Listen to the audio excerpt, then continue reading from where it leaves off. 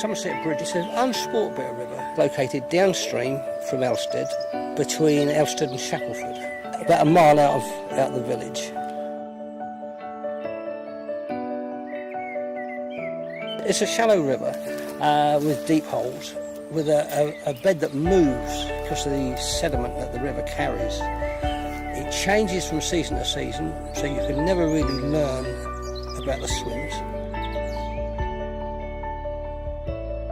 There's some big fish in here. There's barbel, not many of them. Quite a few chub, worth fishing for. It's great for float fishing, for grayling and dace and roach. And perch, good perch coming out this year. Brown trout, there's carp in here, not many. There's beautiful pike. Every fish is pristine. So it tends to be more legend perhaps in the summer and float fishing in the winter. Although this year's been an exception, there hasn't been so much weed, and people have been float fishing all summer and catching quite well on it. You're not going to sit and trot and catch dace every cast like you used to be able to do on the Loddon, but what you will catch is quality fish down there. We've got a mile of river here, and then we've got Woodside Farm on the opposite bank, double bank fishing. Top end of Somerset Bridge. The fence in front of you marks the boundary, and that stream, the other side of that fence, comes in from Cutmill Pond. The other side is Broomfield Cottage, and we have about the same length of fishery again as we have at Somerset Bridge. From the middle of Elstead, you turn opposite the antique shop down a road called Broomfield, and you eventually meander down to Woodside Farm. This is all stable yards these days. And there's always children running about, so we must be very careful with our driving. There's plenty of parking for everybody. From there it's easy access to the river. There's no stiles, no fences. I do think this is a very convenient, nice, central part to fish, with easy walking. I know it's a long way down, but I'm very pleased to find this swim. You know, this is the new swim where the winter changed the fishery and changed the flow in the banks. I've fished here nearly 40 years. I enjoy the peace and the countryside of fishing it, and I've always been brought up on river fishing. You can find an occasional hole of 5 foot, but it's mostly 2'6" to 3 foot.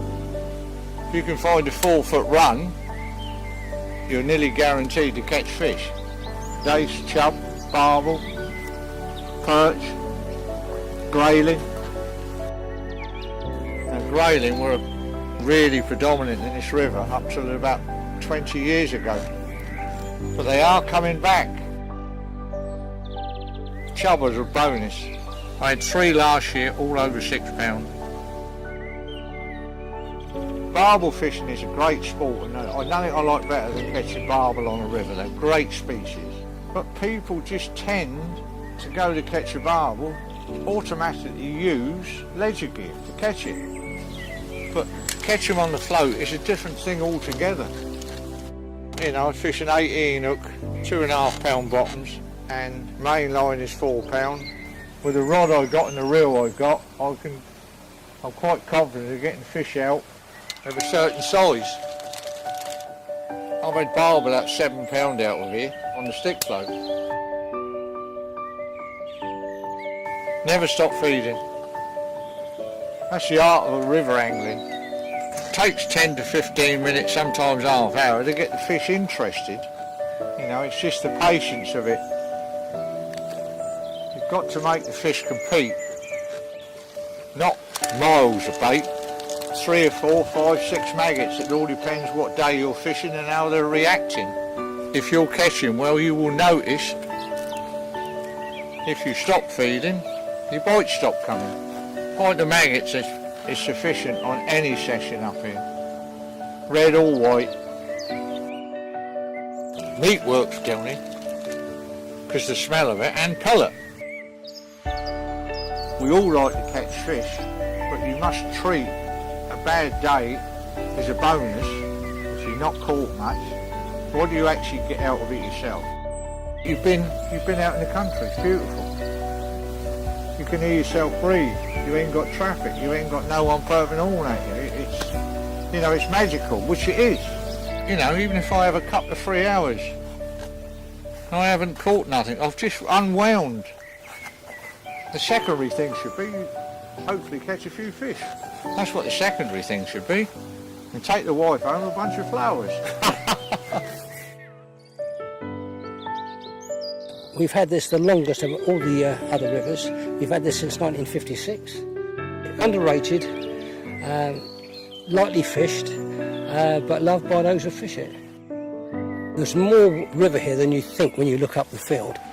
You can walk across from one bend to the next. In 50 yards, you've got about 400 yards of river. And there's got so much character with all these overhanging bushes and deep glides. This has always been known as the top horseshoe bend, always been very, very productive. It's fenced off from the cattle, so it tends to be a bit overgrown in there. It's got some quite high crumbly banks, so I'd ask anglers to be careful when sitting adjacent to them, that be careful it's not an overhanging bank that's going to crumble when they're sitting on it. Just be safe. It's a bit surprising, because I come down here sometimes with no hope in bright sunshine and catch fish.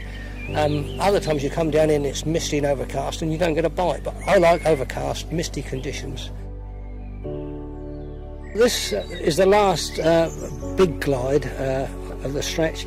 At the bottom of this field there's a big left-hand bend, followed by a sweeping right-hand bend, and then one last long glide down to where it meets up with Woodside and Somerset Bridge. Every swim has been a winning swim over the years. For 1 year it'll be a cracking swim, next year it'll be 100 yards up. It could be another bend in the next field, but it's changing all the time. And I've been fishing it for years and this has seen me out. Yeah, there's lovely stretch. As you can see from the bank, it's nicely overgrown, not an angler in sight.